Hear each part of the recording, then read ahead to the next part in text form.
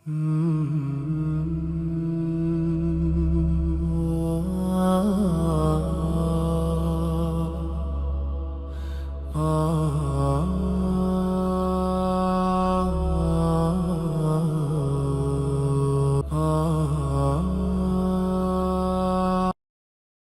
அலைக்கும் வரஹ்மத்துல்லாஹி வபரகாத்துஹு. அஊது பில்லாஹி மினஷ் ஷைத்தானிர் ரஜீம். பிஸ்மில்லாஹிர் ரஹ்மானிர் ரஹீம். இன்னல் ஹம்துலில்லாஹ் நஹ்மதுஹு வ நஸ்தஈனுஹு வ நஸ்தக்ஃபிருஹு வ நு'மினு பிஹி வ நத்தவக்கலு அலைஹி வ நஊது பில்லாஹி மின் ஷுரூரி அன்ஃபுஸினா வ மின் ஸய்யிஆத்தி அமாலினா. மை யஹ்தியல்லாஹு ஃபலா முடில்ல லஹு வ மை யுضلل ஃபலா ஹாதிய லஹு வ அஷ்ஹது அன் லா இலாஹ இல்லல்லாஹ் وأشهد أن محمدا عبده ورسوله أما بعد. يا أيها الناس اتقوا ربكم الذي خلقكم من نفس واحدة وخلق منها زوجها وبث منهما رجالا كثيرا ونساء فاتقوا الله الذي تساءلون به والأرحام إن الله كان عليكم رقيبا. يا أيها الذين آمنوا اتقوا الله حق تقاته ولا تموتن إلا وأنتم مسلمون. رب اشرح لي صدري ويسر لي امري واحلل عقدة من لساني يفقهوا قولي.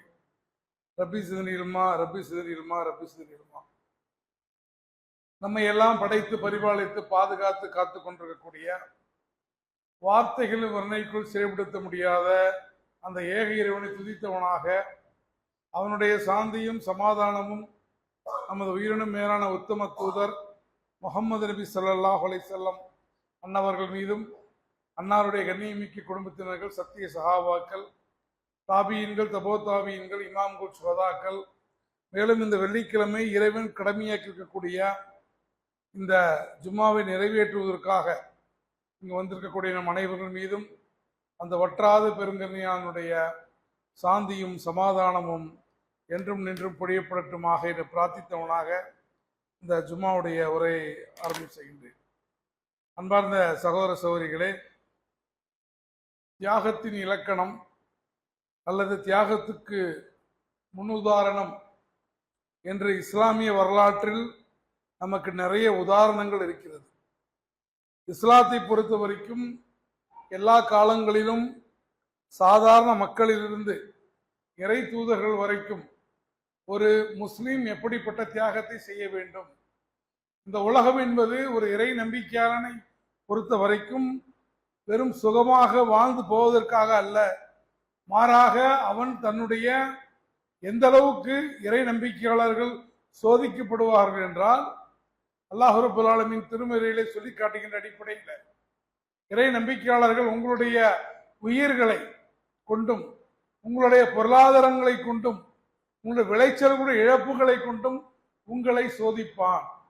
இந்த சோதனைகளை எல்லாம் நிச்சயமாக ஒவ்வொரு இறை நம்பிக்கையாளரும் கடக்க வேண்டியது இருக்கும்.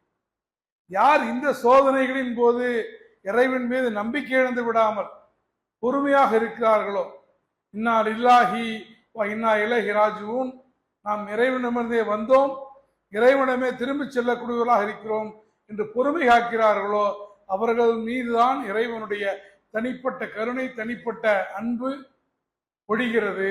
இவர்கள் தான் வெற்றியாளர்கள் என்பதாக அல்லாஹ் ரப்பல் ஆலமீன் சூரத்துல் பக்ராவிலே நமக்கு சொல்லி காட்டுகிறான். அப்படி ஒரு இறை நம்பிக்கையாளரால் எந்த அளவுக்கு, ஏன்னா அல்லாஹ் ரப்பல் ஆலமீன் நிச்சயமாக எந்த ஒரு இறை நம்பிக்கையாளரையும் அவருடைய சக்திக்கு மேல் சோதிக்க மாட்டான். அவ்வளவு நம்ம சொல்றோம், என்னை மட்டும் அல்லாஹ் அதிகமாக சோதிக்கிறான், எனக்கு மட்டும் அதிகமான கஷ்டங்கள் கொடுக்கிறான், என் வீட்டில் மட்டும் இத்தகைய நிகழ்வு நடக்கிறது, எனக்கு மட்டும் ஏன் இப்படி நடக்கிறது என்றெல்லாம் மனிதர்கள் அழுவதை, புரட்டுவதை, புலம்புவதை கேட்கிறோம். ஆனா அவங்க எல்லாமே எல்லாத்தையும் சகிச்சுக்கிட்டு அதை தாங்கிக் கொள்ளக்கூடிய சக்தியும் அதே அல்லாஹ் தான் கொடுக்கிறான். அப்ப அல்லாஹ் ரப்பல் ஆலமீன் யாரையும் ஒரு சக்திக்கு மேல் சோதிக்க மாட்டான். இன்னும் கேட்டா அல்லாஹ் ரப்பல் ஆலமீன் யாரை அதிகம் சோதிப்பான் என்றால், யாரை நேசிக்கிறானோ அவர்களை சோதிப்பான். நேசிப்பு அதிகமாக அதிகமாக சோதனைகள் அதிகரிக்கக்கூடும். அப்ப அந்த அடிப்படையில நம்பிக்கையாளர்களில் நபிமார்கள் தான் இறைவனிடத்தில் அதிகமாக சோதிக்கப்பட்டவர்கள். அந்த நபிமார்களிலும் ஒரு சில நபிமார்கள், உறுதியான நபிமார்கள் சொல்லப்படக்கூடிய 5 நபிமார்களில் ஒருவர் யாருன்னு கேட்டீங்கன்னா சையீதனா இப்ராஹிம் அலைஹிஸ்ஸலாம். எப்படி பெருமானாரை நினைவு கூறாமல், முகமது ஸல்லல்லாஹு அலைஹி வஸல்லம் நினைவு கூறாமல் நாம் ஒரு இஸ்லாமிய மார்க்கத்தை ஏற்றுக்கொண்டவர் என்பது முழுமை அடையாதோ, அதே மாதிரி இப்ராஹிம் அலைஹிஸ்ஸலாம் அவர்களை நான் நம்பிக்கை கொள்ளவில்லை என்றால் என்னோட ஈமான் கேள்விக்குறியாகிவிடும். அப்ப அப்படிப்பட்ட இப்ராஹிம் அலைஹிஸ்ஸலாம், அதுவும் சாதாரண மனிதர் அல்ல அவர்கள். பெருமானால் அவர்களை நோக்கி, முகமது ஸல்லல்லாஹு அலைஹி வஸல்லம் அவர்களை நோக்கி அல்லாஹ் சொல்றான், நபியே நீர் இப்ராஹிமுடைய உம்மத்துன்றான்.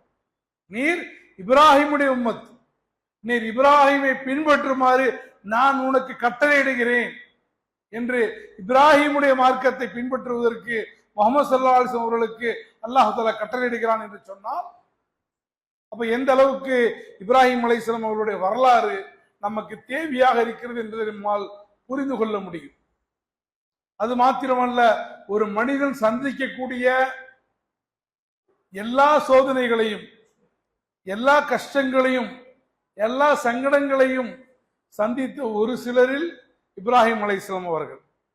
ஏன் நாம் இப்போது இப்ராஹிம் அலைஹிஸ்ஸலாம் அவர்களை பற்றி பேசுகிறோம் என்றால், ஹஜ்ஜு பெருநாள் வர இருக்கிறது. யானை வரும் முன்னே மணி ஓசை வரும் பின்னேங்கிற மாதிரி, யானை வருவதற்கு முன்னால் மணி ஓசை எப்படி கேட்குமோ, ஹஜ்ஜு பெருநாள் என்பது வெறும் கொண்டாடுவதற்கோ, வெறும் குர்பானி கொடுப்பதற்கோ, வெறும் ஆட்டை அறுத்து மற்றவர்களுக்கு கொடுத்து நம்ம நிம்மதியாக சாப்பிட்டு உறங்குவதற்கான பெருநாள் அல்ல. அந்த பெருநாள் ஒரு வரலாறோடு வருகிறது. அந்த பெருநாளுக்கு முன்னால் ஒரு மிகப்பெரிய தியாகம் இருக்கிறது. அப்ப அந்த தியாகத்தை நினைவு கூறுவதுதான் ஒரு முஸ்லீம் ஹஜ்ஜு பெருநாளை சிறப்பிக்கக்கூடிய ஒரு காரியமாக இருக்க முடியும். நம்ம ஹஜ்ஜு பெருநாளை கண்ணியப்படுத்துறோம்னா, அந்த ஹஜ்ஜு பெருநாளுடைய கதாநாயகர், அந்த ஹஜ்ஜு பெருநாள் கொண்டாடுவதற்கு காரணமாக அமைந்தவர்கள் வேறு யாரும் அல்ல, இப்ராஹிம் அலைஹிஸ்ஸலாம் அவர்களும் அவர்களுடைய குடும்பத்தினரும். ஒட்டுமொத்த குடும்பமும் தியாக குடும்பமாக இருந்தது. அந்த இப்ராஹிம் அலைஹிஸ்ஸலாம் அவருடைய நினைவாக, அவருடைய குடும்பத்தினுடைய தியாகத்தின் நினைவாக இன்னைக்கு நம்ம ஹஜ்ஜுக்கு போகக்கூடிய, நம்ம ஊர்ல கூட இந்த வருஷம் நிறைய ஹாஜிகள் போறாங்க, கிட்டத்தட்ட 30 பேர் போறாங்க. அவங்க எல்லாரும் எதுக்கு அங்க போறாங்க, எதை நினைவு கூற போறாங்க, அங்க போய் எதை செய்ய போறாங்க அப்படின்னு கேட்டா, இந்த இப்ராஹிம் அலைஹிஸ்ஸலாம் அவர்களும் அவர்களுடைய குடும்பத்தினரும் செய்த சடங்குகளை, செய்த விஷயங்களை மீண்டும் இவர்கள் அங்க போய் என்ன பண்ண போறாங்க, செய்ய போறாங்க. அப்ப ஏன் அல்லாஹ் தஆலா இத்தனை லட்சம் நபிமார்களில், குறிப்பாக குர்ஆன்ல கூறப்பட்ட 25 நபிமார்களில் குறிப்பாக இப்ராஹிம் அலைஹிஸ்ஸலாம் அவர்களுக்கு ஏன் அல்லாஹ் தஆலா இப்படிப்பட்ட ஒரு மகத்தான சிறப்பை கொடுக்கிறான் என்று கேட்டால், நம்ம குர்ஆன்ல பார்க்கிறோம்.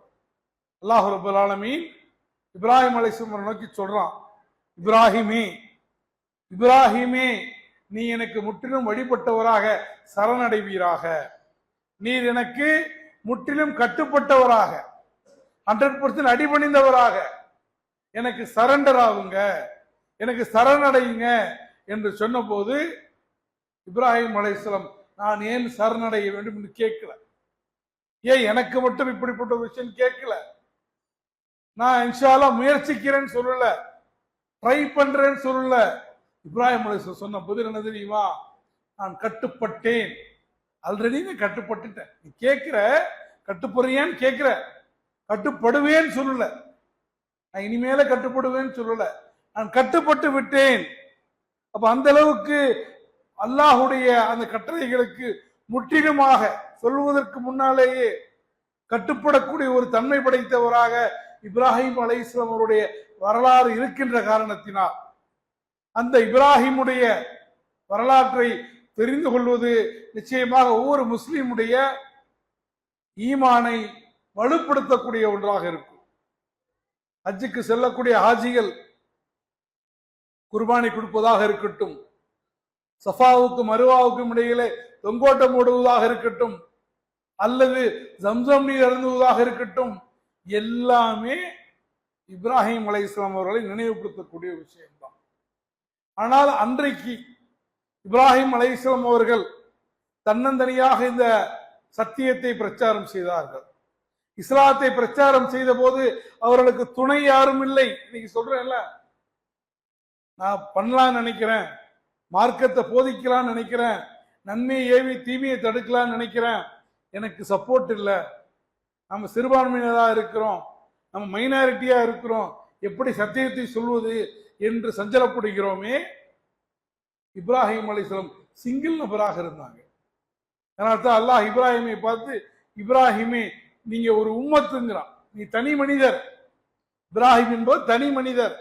ஆனால் அந்த இப்ராஹிமை அல்லாஹ் உம்மத் என்று சொல்லுகின்றான். பல முறை பல சமயங்களில் என்னுடைய நலம் விரும்பிகள் அல்லது குடும்பத்தில் அடிக்கடி ஒரு கேள்வி வரும், இத்துணை பணிகளை ஏற்றுக்கொள்ள வேண்டுமா, இத்துணை உடல்நலை பாதிக்காமல் பொருட்படுத்தாமல் இத்தனை சுமைகளை சுமந்து கொள்ள வேண்டுமா? அப்ப நான் ஒரே பதில் சொல்லுவேன், உங்களுடைய கேள்வி இருக்கக்கூடிய அக்கறை புரிகிறது. அன்றைக்கு இப்ராஹிம் அலைஹிஸ்ஸலாம் தன்னுடைய பிள்ளையும் தன்னுடைய மனைவியும் விட்டு சென்ற போது, தனியா விட்டு போனாங்கல்ல, நம்ம அது செப்பரேட்டா பார்க்கும்போது என்ன மனுஷமா அவரு, குடும்ப தலைவர், மனைவியும் பிள்ளையும் தனியா விட்டு போயிட்டாரு, ஒரு பொறுப்பில்லாத குடும்ப தலைவராக இருக்கிறாரு என்றுதான் நமக்கு என்ன தோன்றும். ஆனால் அன்றைக்கு அவர் விட்டு போன காரணத்தினால் தான் ஒரு தியாக வரலாறு கிடைத்தது. அதே போலதான் சமூகத்துல எல்லோரும் இல்லை என்றாலும் கூட ஒரு சிலர் மற்றவர்களோடு நம்மை கம்பேர் பண்ணிக்காம எல்லா வேலைகளையும் இழுத்து போட்டு செய்ய வேண்டிய நிலைமையில் இருப்பதற்கு, அப்படி செய்யும் போது ஏற்படக்கூடிய சங்கடங்கள், டிப்ரெஷன்ஸ்க்கு நமக்கான இன்ஸ்பிரேஷன் இப்ராஹிம் அலைஹிஸ்ஸலாம். இப்ராஹிம் அலைஹிஸ்ஸலாம் கொடுத்த சோதனையை விடவோ அல்லாஹ் நமக்கு சோதனை கொடுக்கிறான். அப்படி இன்று நம்ம தூக்கி எறிந்து விட்டு இந்த இஸ்லாத்துல பீடு நடை போடுவதற்கு யார் முக்கியமான காரணம்? இப்ராஹிம் அலைஹிஸ்ஸலாம். ஒரு ஜமாத் செய்ய வேண்டிய வேலையை, ஒரு அமைப்பு செய்ய வேண்டிய வேலையை, ஒரு இயக்கம் செய்ய வேண்டிய வேலையை, ஒரு பெருங்கொண்ட சமூகம் செய்ய வேண்டிய வேலையை இப்ராஹிம் அலைஹிஸ்ஸலாம் அவர்கள் தனி மனிதராக செய்தார். அதனாலதான் அவங்களுக்கு அப்படிப்பட்ட சிறப்பு. அல்லாஹ் தஆலா குர்ஆன்ல சொல்றான், இப்ராஹீமை அவரது இறைவன் பல கட்டளைகள் மூலம் சோதித்தான். சோதித்த போது அவற்றை அவர் முழுமையாக நிறைவேற்றினார். அப்போது அல்லாஹ் ரப்பல் ஆலமீன் சொல்றான், இப்ராஹீமே உம்மை மனிதர்களுக்கு தலைவராக ஆக்குகிறேன். இதுல ஒரு முக்கியமான விஷயம் இருக்கு. அல்லாஹ் ஒரு தலைவராக்குவதற்கு முன்னால் சோதிப்பான், சிரமங்களை கொடுப்பான்.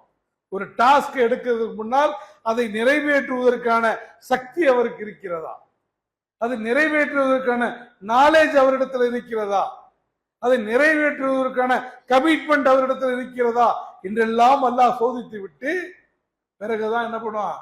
தலைமை பொறுப்பு. தலைமை பொறுப்பு என்பது வெறும் பொருளாதாரத்தை கொண்டு தீர்மானிக்கப்படக்கூடிய இந்த உலகம், தலைமை பண்பு என்பது வெறுமனே அவருடைய குடும்ப பின்னணியை மட்டுமே கொண்டு தீர்மானிக்கப்படுமானால், தலைமை பண்பு என்பது ஒருவருடைய பலம், அவருக்கு கொடுக்கலன்னா ஏதாவது பிரச்சனை ஆயிடும் என்பதற்கு பயந்து கொடுக்கப்படுமானால் அழிவு நாளை விரைவில் எதிர்பாருங்கள். இதனால் சொல்லல, சொல்லக்கூடிய விஷயம். அப்ப இப்ராஹிம் அலைஹிஸ்ஸலாமுக்கு கட்டளையிட்டு சோதித்து தேர்ச்சி பெற்ற பிறகு அல்லாஹ் சொல்றான், இப்ராஹிமே உம்மை மனிதர்களுக்கு நான் தலைவராக ஆக்குகிறேன். அப்போது இப்ராஹிம் அலைஹிஸ்ஸலாம் திரும்பி துஆ கேட்கிறாங்க, யா அல்லாஹ் எனது வழித்தோன்றர்களில், என்னுடைய சந்ததியில தலைவர்களை ஆக்குவாயாக. இது நம்ம எல்லாருமே கேட்க வேண்டிய துவா. நான் மட்டும் நல்லா இருந்தா பத்தாது, நான் மட்டும் இஸ்லாமியனாக இருந்த பத்தாது, நான் மட்டும் இஸ்லாத்தின்படி வாழ்ந்தால் பத்தாது, என்னுடைய பிச்சிரங்களை, என்னுடைய அடுத்த தலைமுறையை வார்த்தெடுக்கணும், ஆசைப்படணும். அப்ப அல்லாஹ் சொல்றான், இப்ராஹிமே என்னுடைய வாக்குறுதி உம்முடைய வழித்தோன்றர்களில் அநீதி இழைத்தோரை சேராது. இந்த வாக்குறுதி ஓகே, உன்னுடைய வழித்தோன்றர்களை தலைவராக்கிறேன், ஆனா அவங்க அல்லாஹ்வுக்கு கட்டுப்பட்டா மட்டும்தான். அவங்க அல்லாஹ்வுக்கு மாற்றமாக இருந்தார்கள் என்றால், அநீதி இழைத்தார்கள் என்றால் அவர்களுக்கு அந்த வாக்குறுதி நான் கொடுக்க மாட்டேன் என்று அல்லாஹ் சொல்றான். அப்ப அல்லாஹ் எப்படி என்னென்ன விஷயங்கள்ல இப்ராஹிமை சோதித்தான்? இப்ராஹிம் அலைஹிஸ்ஸலாம் அவர்கள் சந்தித்த சோதனைகளில் மிக பெரும் சோதனை எது தெரியுமா? தனிமை. நமக்கு எவ்வளவு வேலை பார்க்கிறோம், எவ்வளவு கஷ்டப்படுறோம், குறைந்தபட்சம் அந்த கஷ்டத்தை பேசுவதற்கு, கஷ்டத்தை குரல் கொடுத்து கேட்பதற்கு ஒரு நபர் இல்லை என்றால் நம்ம பைத்தியக்காரனா போயிடுவோம். நிறைய டிப்ரெஷன் வர்றதுக்கு காரணமே என்னன்னா, நிறைய பேர் மென்டல் இல்னஸ் ஆவதற்கான, மனநலம் குன்றுவதற்கான அடிப்படை காரணமே அவர்களுடைய பிரச்சனைகளை தீர்ப்பதற்கு ஆள் இல்லைங்கிறது தான் கிடையாது. எல்லாராலையும் எல்லா பிரச்சனையும் தீர்த்து விடவும் முடியாது. குறைந்தபட்சம் காது கொடுத்து கேட்பதற்கு ஆள் இல்லை. அப்ப இப்ராஹிம் அலைஹிஸ்ஸலாம் அவர்களை வீடு, அவருடைய குடும்பம், அவருடைய சமூகம் வெறுத்தது, அவரை ஒதுக்கியது. அரசர் ஒதுக்குகிறார், குடும்பம் ஒதுக்குகிறது, பெற்ற தந்தை ஒதுக்குகிறார். ஏன்னா அந்த பெற்ற தந்தை யாருன்னா அந்த ஊருக்கே ஒரு தலைமை மதகுரு, அந்த ராஜாவுடைய, அந்த மன்னனுடைய ஒரு ஆலோசகராக இருக்கிறார். அவர்தான் சிலைகளை உற்பத்தி செய்யக்கூடியவர். அவருடைய தந்தை ஆசர்.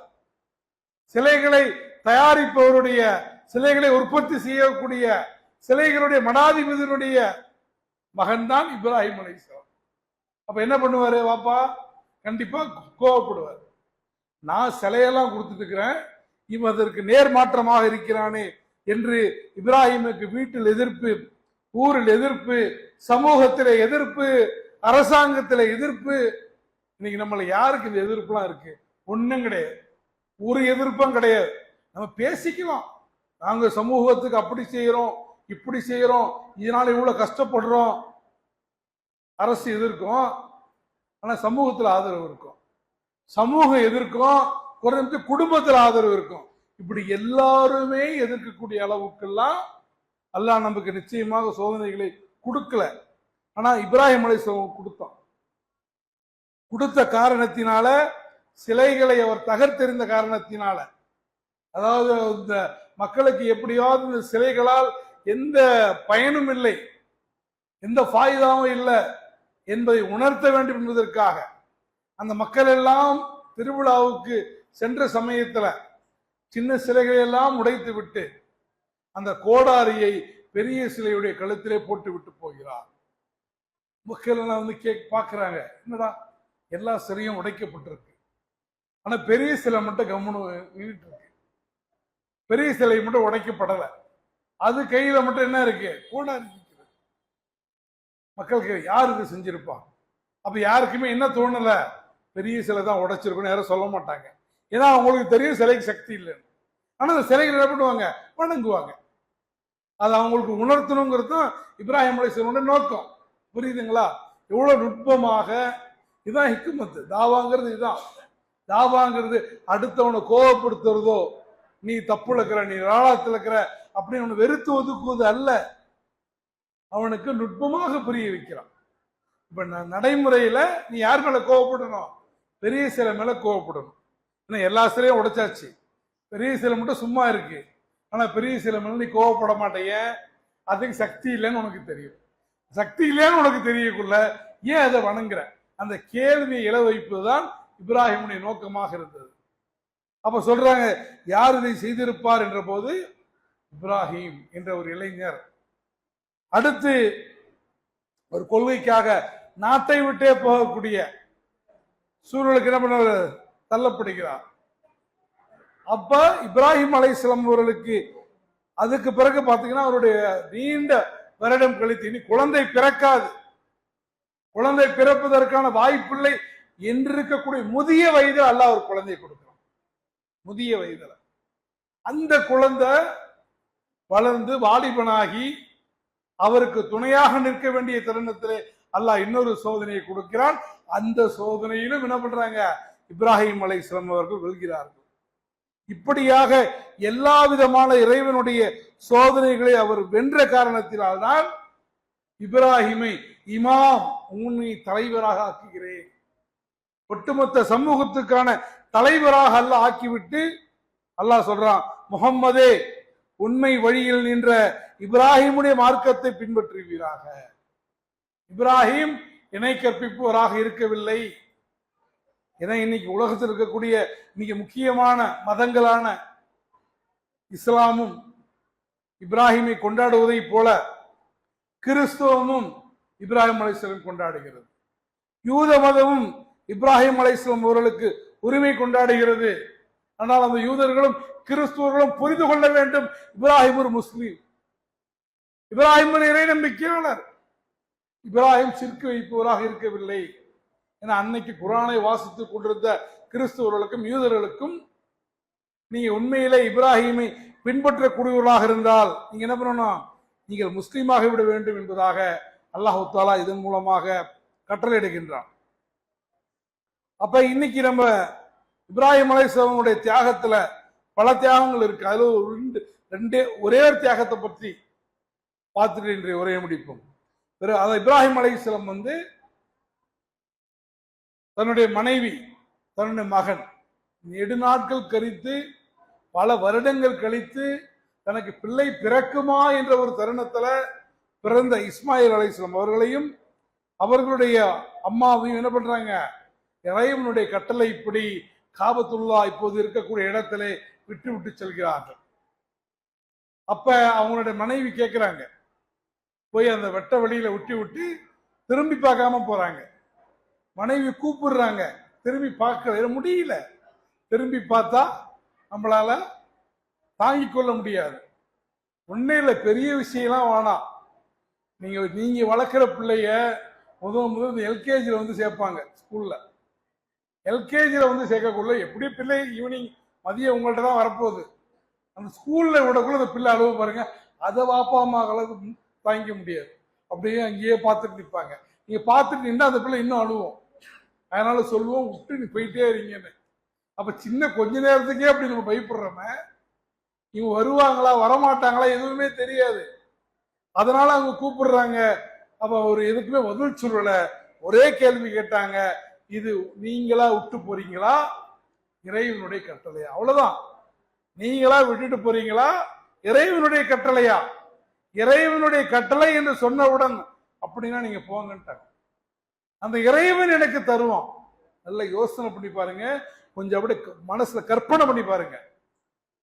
பல ஆயிரம் ஆண்டுகளுக்கு முன்னால் யாருமே இல்லாத ஒரு பாலைவனம், மனிதர்கள்லாம் கிடையாது, யாரையும் தொலைத்தொடர்புல நீங்க தொடர்பு கொள்ள முடியாது.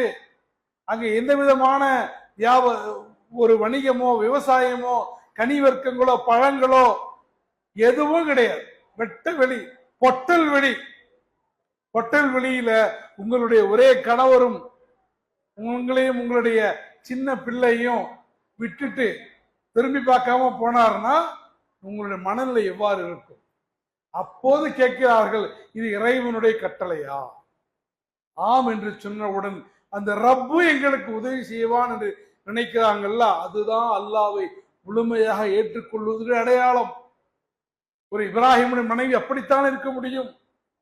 அப்ப அவங்க என்ன பண்றாங்க, திரும்பி போகும்போது இறைவனிடத்துல துவா செய்கிறார்கள், என் இறைவா, நிச்சயமாக இந்த விவசாயம் இல்லாத இந்த பள்ளத்தாக்கில் அவர்களை விட்டு விட்டு செல்கின்றேன். இங்கு வரக்கூடிய மக்களுடைய இதயங்களை அவர்கள் பால் சாய்ந்திட செய்வாயாக.